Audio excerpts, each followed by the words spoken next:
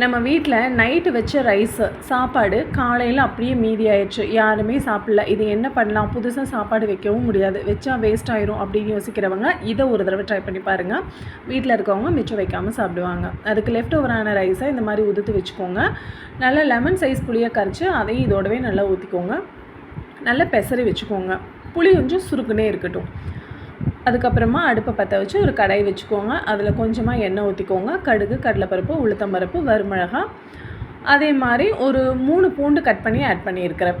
அது எல்லாத்தையும் சேர்த்து நல்லா எண்ணெயில் வதக்கிக்கோங்க. கொஞ்சமாக பெருங்காயத்தூள் ஆட் பண்ணிக்கோங்க. வரமிளகா 2 வரமிளகா காரத்துக்கு தகுந்த மாதிரி ஆட் பண்ணிக்கோங்க. நம்ம வரமிளகாத்தூள் ஆட் பண்ண போகிறதுல வரமிளகாவோட காரம் தான். ஸோ இது எல்லாத்தையும் சேர்த்து நல்லா வதக்கிக்கோங்க. 2 பெரிய வெங்காயம் கட் பண்ணி நான் இதோட ஆட் பண்ணியிருக்கேன். கொஞ்சம் பெருங்காயம் ஆட் பண்ணிக்கோங்க. தேவையான அளவு கருவேப்பிலை போட்டுக்கோங்க.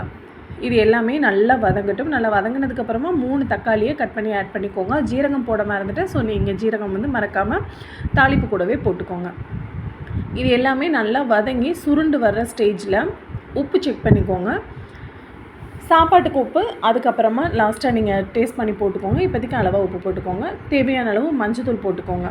இவ்வளோ தாங்க. மசாலாஸ் எதுவுமே நீங்கள் ரொம்ப ஓவராக ஆட் பண்ணணும் இல்லை. உங்கள் வீட்டில் குழம்பு மிளகாத்தூள் இருந்துச்சுன்னா அது மட்டும் நீங்கள் ஆட் பண்ணிக்கலாம், காரத்துக்கு தகுந்த மாதிரி. ஸோ எல்லாத்தையும் போட்டு நல்லா ஒரு பெரட்டினதுக்கப்புறமா நம்ம லெஃப்ட் ஓவர் ரைஸை இதோடு போட்டு நல்லா அடுப்பை ஆன்லேயே வச்சுக்கோங்க. ஒரு 5 to 7 minutes நல்லா குக் பண்ணிவிட்டு எடுத்து சர்வ் பண்ணி பாருங்கள். செம்ம டேஸ்ட்டாக இருக்கும்.